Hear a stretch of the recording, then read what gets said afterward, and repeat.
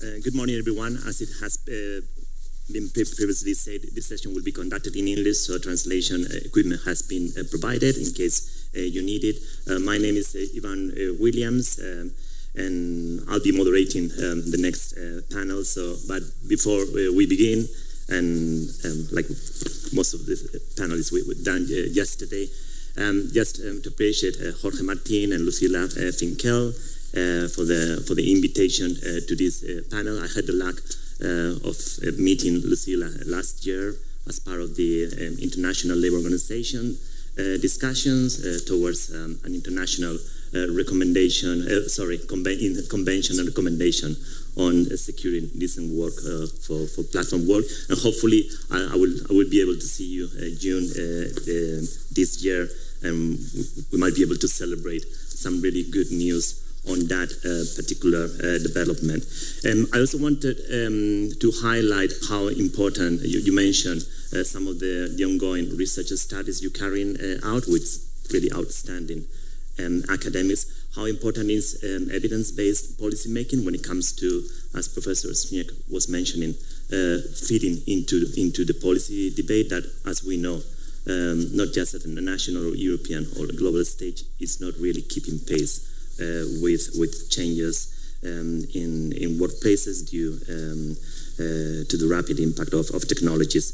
What became clear from yesterday is that digitalization and advanced technologies are not just transforming how we work, but the nature of work itself. And I think this was like a common denominator in so many of the sessions yesterday. But as we heard from Professor Sniek, the direction of this transformation is not yet predetermined, reason why these really important debates that we are having at the minute are so important. And as Lucila mentioned, I think she mentioned the platform capitalism, that it was basically like a touchstone really for all of us as academics or researchers. One of those like key books, and just heads up to Nick if later on he's able to access the recording for Silicon Empires, if he can send us like a signed copy, because I was checking here in Spain and distribution is not that easy yet. So that's one for Nick to cover. And as we know, more and more employers are currently relying on digital tools. The latter session will be covering different practices in terms of algorithmic management in the workplace. But here we're talking about technology-enabled control and workplace surveillance, predictive flagging tools, remote real-time monitoring, and increasingly granular time tracking. And I'm so happy to have you both, because I think you will be able to elaborate further on these different practices. So let's kick off, and I would like to introduce my esteemed panelists. So Charlotte Barrows, she is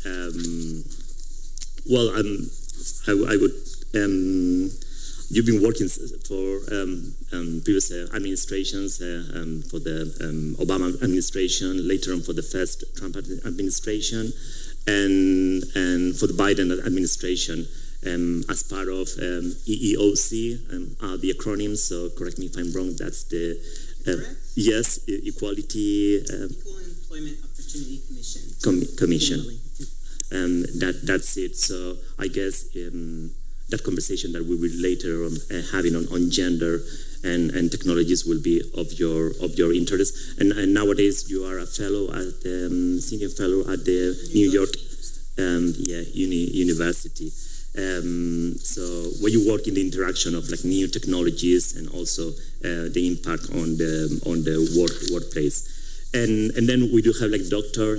Janine Berg, a good friend, and she's a senior economist at the International Labour Organization, where since 2002 she has led influential research on labour market in institutions, working conditions, and the impact of the digital transformation of the workplace. And for like many of us, you've always been a source of inspiration. Your reports for many of us commissioning research on this particular topic. So really delighted to have you both on the panel. So let's kick off first with a common question to you both, and this somehow ties with the conversation from Nick. But it was quite thought-provoking, and I think it gave us a really powerful lens to understanding some of what is really at stake. So from your international perspective, and I know, Janine, you would probably be covering more the international side of the things, and you, Charlotte, more like, I guess, the US context. But how does artificial intelligence really represent a fundamental shift in the balance between power, labor, and capital? Not an easy one to give it a start, but we'd love to hear your thoughts. Thank you. Well, thank you. Buenos dias.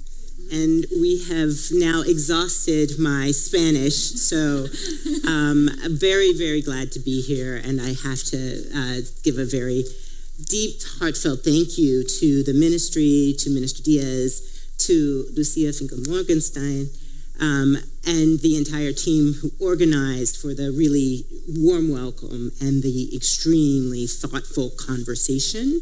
As you heard, I was the chair of the U.S. Equal Employment Opportunity Commission throughout the Biden-Harris administration, and that is the organization for the United States that enforces our laws against discrimination in employment. It's the primary agency. The question that you ask about the shift between the power of labor and the power of capital is one that I think is not yet answered.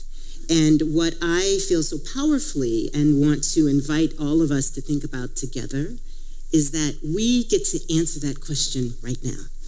And what we do right now matters tremendously to how that's going to go.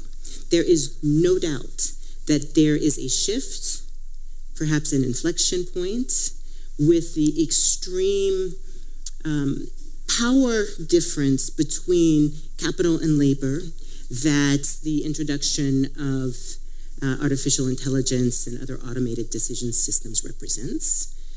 And I think as much as a big part of that power really is the lack of information on the information asymmetry. There's a lot of information that few in the tech industry have about exactly how these new systems will operate. Tremendous opportunity, but the information about what these new technologies can do should be democratized. There needs to be the ability for all of us, everyone, to say what is the direction that we want to go, because I think that the technology is so powerful that it's not an option, as Nick said, to sit on the sidelines, that it is absolutely necessary for labor to think forward and lean into this issue, to figure it out. What direction do we think the technology should go? Because it will have such a tremendous impact on society.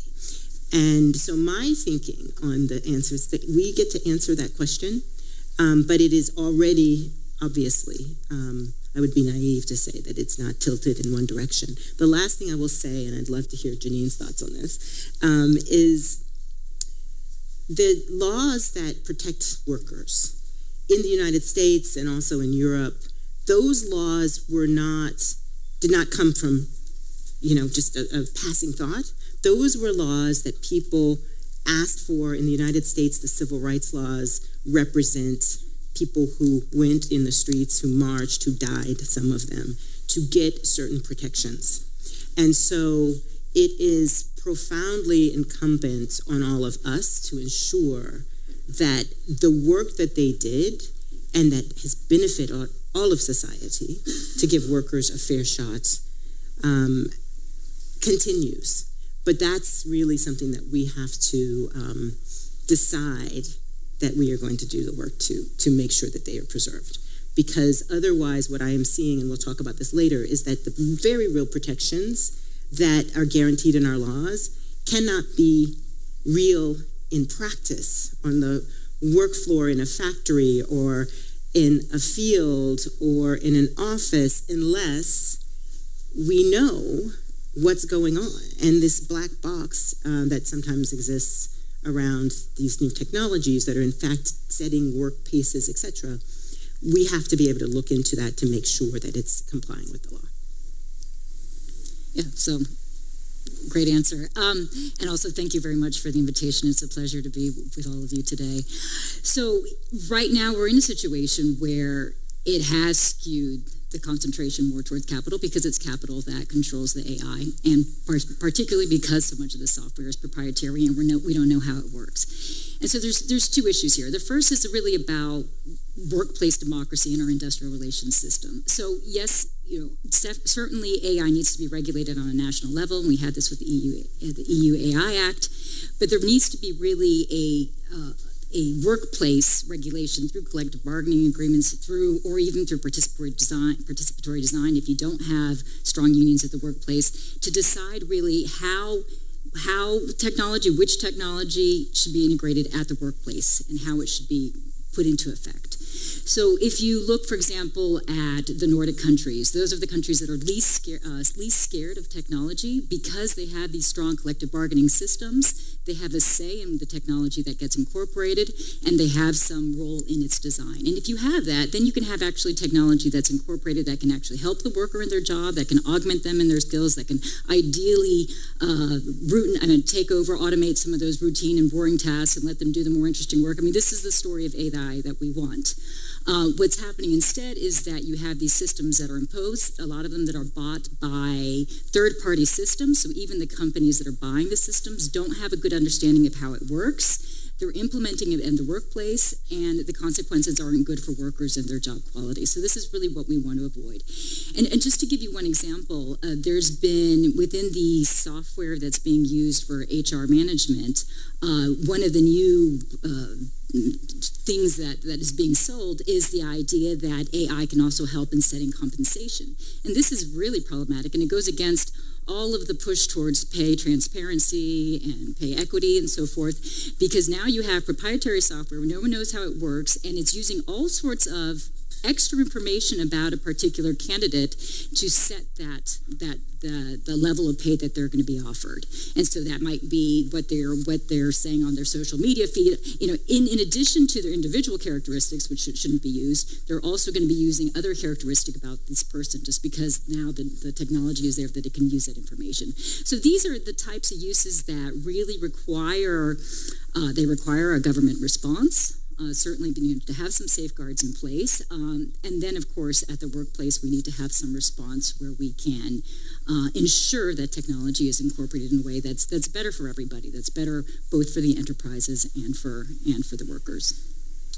Janine, if I may stay with you, as I previously mentioned, I mean, your work at the ILO has been central when it comes to better understanding the digital transformation in the workplace. So if you can tell us a bit more about the impact that you guys at the ILO are identifying when it comes to workers' rights.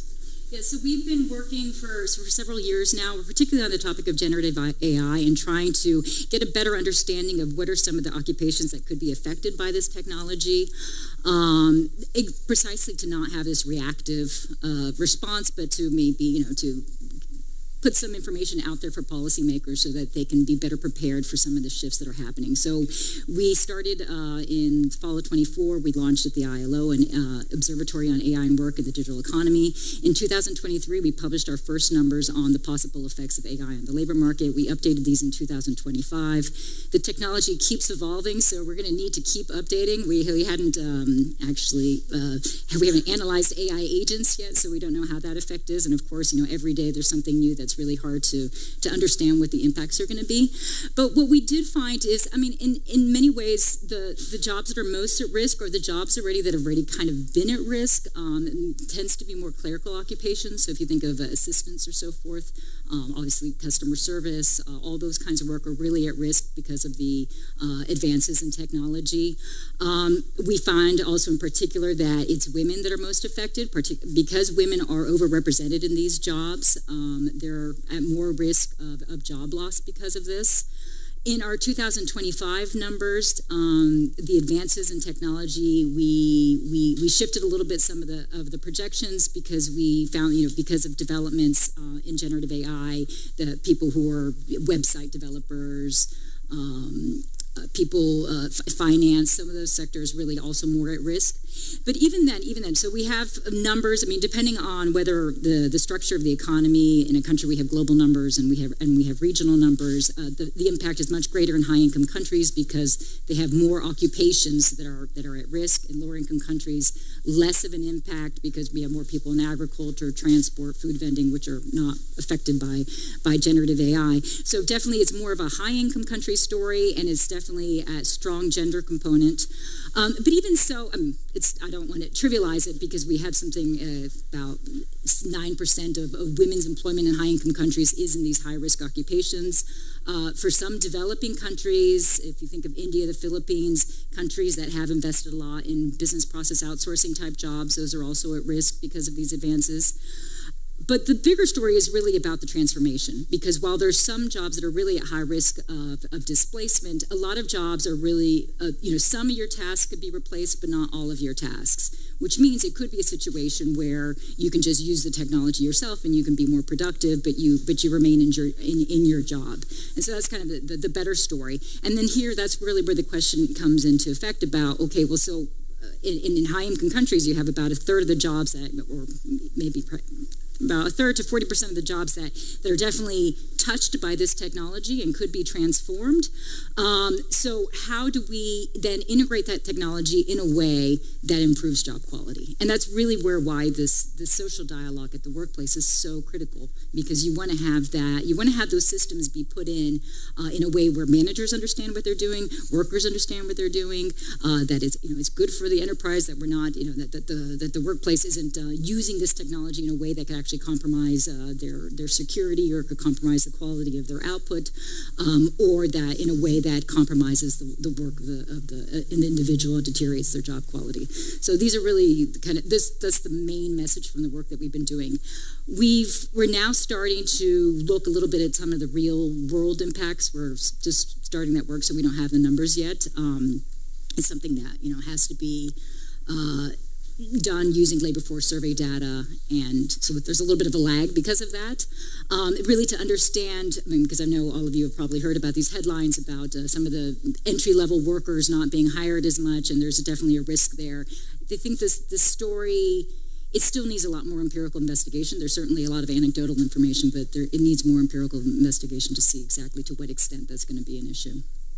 And thanks for that. And I think we've also been following the recent work that you've published on human resources practices when it comes to new technologies. So I might come back to that later on. Charlotte, I think, when I was going through your profile, I was really interested as during your tenure as the chair of the U.S. Employment Opportunity Commission, you developed some, I would probably say, landmark guidelines on algorithmic management and discrimination. So if you can tell us a little bit more. And also, for many of us that we are somehow monitoring, the whole situation in the U.S. when it comes to new pieces of legislation or potential pieces of legislation. If you can also tell us a bit more about what's been going on in a snapshot when it comes to new executive orders on AI and the workplace. Sure. Well, so I'm going to talk a little bit, Janine gave us a big picture of what's happening in workplaces. I want to start the answer to that question by talking about the people who came to my former agency, the U.S. Equal Employment Opportunity Commission, with real problems. And they were saying things like, I have a problem. I started this job in a factory. I was perfectly healthy. The algorithm requires a certain work pace, and so now I have a disability. And I am not allowed to have an accommodation for that disability, not to rest, to take a break, to work differently. So I'm a lawyer by training, and in the US, as probably here, I'm sure, that scenario violates a lot of laws, right? So you have a right to certain safe work conditions. I know you are an expert in that, Yvonne. But also, if you have a disability, you have a right to a reasonable accommodation. I won't go over the law with you, but that was the kind of scenario that got me first interested in this, because it was very clear that there was a problem. We had folks who had a disability or maybe needed a break because they were pregnant, and or for religious reasons that were not accommodated. And as we looked into this, we saw that was one problem. There were also the problems that I'm sure you all are quite familiar with respect to simply training data that was biased, that did not reflect the entirety of the populations, that simply weeded people out. There was a well-reported example from Amazon that had, training data for engineering applicants that was trained on information from the male engineers that had been hired in the past. And this resume screener that was created automatically eliminated all the female candidates because they had things like women's colleges. There are women's colleges in the U.S. on their resume. Or a women's sport. If you did women's soccer, you would be eliminated. A lot of people put that on their resume. And so we saw these two kinds of problems. As we dug deeper, we saw that there were people who were being denied jobs because of video screens or denied promotions because of video screens that would analyze your accent or your mannerisms, but they could also reveal a disability, an accent because of your national origin, those kinds of things. The thing I want to focus on most that I think is really important, and then I'll talk about the big picture, is that going to what Nick said at the beginning in his video, we have to think ahead to where the technology is going. And one thing that I saw that was particularly disturbing, and in the context of the U.S., where there are not a lot of privacy laws, data privacy, unlike in the EU, that more and more these automated technologies were becoming very invasive in the sense of, we now have, monitors that can read your brainwaves that are used perhaps to see if you are still engaged if you're a truck driver. Or maybe if you're listening to me right now in a meeting, right?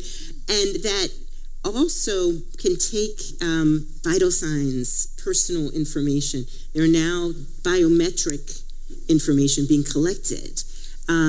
Those things run up against very clear, bright lines in the U.S. law that forbid an employer from getting your information about a disability, which all of those things can reveal. But if this is operating in the background, it's not clear to the worker to report it sometimes. It's not clear to the regulators. So there's, an information asymmetry that we have to pay attention to.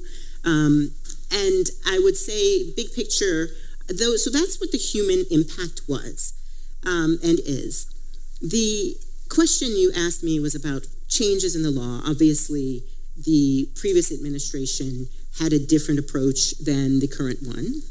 And the thing that's really important to remember, and there's an affirmatively deregulatory approach in some respects, and an aggressively, I would call it regulatory approach in others, in the sense that the administration has, for instance, as was mentioned by the minister yesterday, is in a discussion with Anthropic now about whether or not you can, how they can use the product, and that certain uses have to be permitted. That's in a form of regulation, different from writing it down, but much more aggressive, or taking a stake in Intel, those kinds of things. It's a different form of regulation.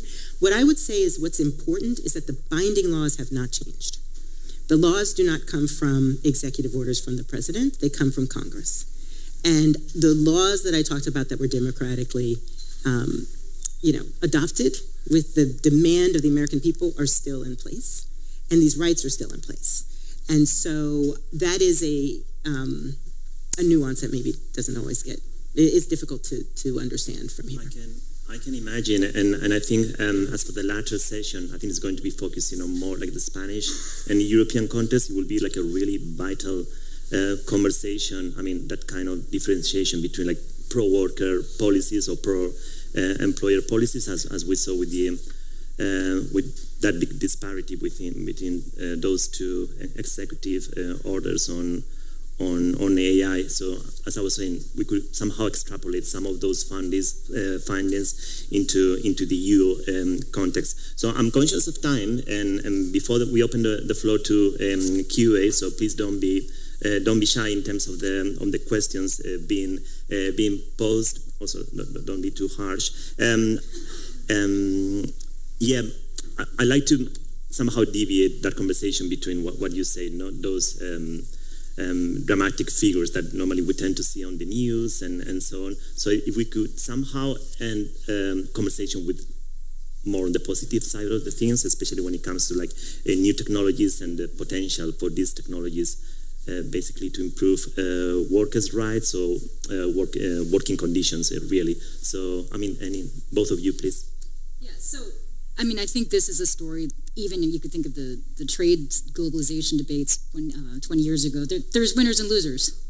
So if you think of a small business that used to have to hire a web developer, but now that they can design their web page with the software very cheaply, very quickly, very easily, and do all sorts of things, or you can do a translation very quickly, very cheaply, very easily. So certainly the technology is giving people that expertise to do things that they couldn't do before, and that can be a really wonderful thing. So I mean, I think we need to keep that in perspective. The downside of that, of course, is if you're a translator, or if you're if you're in one of these jobs that is more at risk. So, and then you get into questions about, well, it's very easy to say, oh, well, let's just compensate the losers, and that's what kind of happened in the globalization debate. And I think we need to be doing more than just that. We need to really ensure that the technology is being integrated well, like I said before. So that's one issue. But it's certainly something that is a tool that can be used for a lot of positive means. It can be used by public administration in a very effective way. I think public administration has to be very careful here. There have been some scandals when it hasn't been used well. But if it's used carefully and with enough human guardrails in place and enough of a human in command approach, then labor inspectorates can be a lot more efficient. You've seen it used by a lot of labor inspectorates to kind of target some of their inspections and some of their enforcement work, also for social protection benefits and the dispersion, all that. So I think there is definitely a use for it in public administration. And yeah, so I mean, I think it's a matter of we need to use it carefully. You have human in control. Use it for what it's good for. And also think about, and I think another role for governments is to be thinking a little bit about, well, what are the jobs where we could be creating some jobs? And there are a lot of needs in our societies. All over the world, we have shortages in the care economy, and we have deficits in the care economy. This is something that could be addressed. These are jobs that could be really good jobs. So if we have kind of proactive policies in the green economy, the care economy, in sectors where we need to be investing, this can be sources of new jobs for people who might have their job lost. So I think as long as we have a very proactive approach and an approach that really has tripartite consultation, there can be a lot of positive benefits. And I believe you mentioned the AI observatory, so many of those type of, let's say, like good practices would be somehow captured. We have some of that. We have a paper that came out on also the use of social dialogue, on integrating AI into the workplace, and some good practices as well. So yeah. That's great. And Charlotte, any takes on this based on your most recent experience? Well, just very quickly, I am actually quite encouraged because in the United States, at least right now, and I'm sure the same is true in Europe, there is a increasing awareness that it is important for people to lean into this issue. People understand that there are downsides, and that has led to a real focus in the state legislatures on moving forward with potential protections. It has led to a real coalition between civil rights and workers' rights organizations, as well as those who are focused on protecting democracy, to supporting those kinds of efforts. And I'm encouraged. So we'll see. I think we can take questions. I was just buzzed down, so I'm gonna be obedient. But I do think we have the opportunity to make our destiny, and I am hopeful that as we democratize the conversation, we will get the tech that is actually going to improve our lives. That is, in fact, the deal, right? That these products and whatever downsides, it's going to make our lives better. We have to make sure that actually happens, and that means our voices. That's great, and thanks again. I think you've been mentioning the terms like human in command or AI for good and so on. Well, both Janine and Charlotte will be available during the coffee break, so feel free to jump into them if you got any other questions. And I think we're still fine in terms of taking some questions. So. Varias preguntas del público, bastante. So we have a few questions from the audience. I would also like to remind you that you have a QR code in the screen, and you can use it to send us your questions even if you are not in the room. I have a short question first, which is for Janine, about realistic possibilities of reaching an agreement in ILO when it comes to algorithmic management in the next assembly. That would be my question. And what would be the main contents in this new text for workers affected by AI? So do I answer in Spanish or English? So whatever you prefer. So the debate, so this June will be the second discussion of the standard setting on decent work in the platform economy. This was something that was put on the agenda by ILO's constituents, which of course are the governments, the employers' organizations, and the workers' organizations.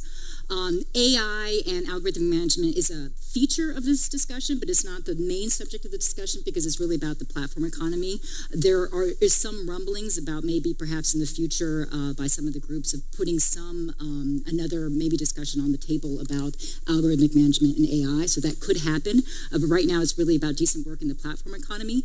What's going to come out of it? It really depends on the tripartite constituents and what they decide. We already, if anybody's interested, you can go onto the website and you can see the results of the discussion that came out in the session last June and the draft instrument as it stands right now. But the idea, of course, the spirit of the discussion is to see, how can we turn these jobs into decent jobs? And this actually turns to a lot of something that I forgot to say in my interventions is that there's always new jobs that are created. I mean, if you go around, influencers never existed before. 20 years ago, we didn't have social media managers. Now you have cell phone repair shops on every corner. So there's always new jobs coming up. And the question really, and the big actually challenge is how do we turn those into jobs that are good jobs that people can live on and that people have social protection and labor protections. And so the spirit of this discussion is really to make these new jobs, which could be very good jobs, into decent jobs. Muy bien, muchas gracias. La siguiente es para las dos. So my next question is for both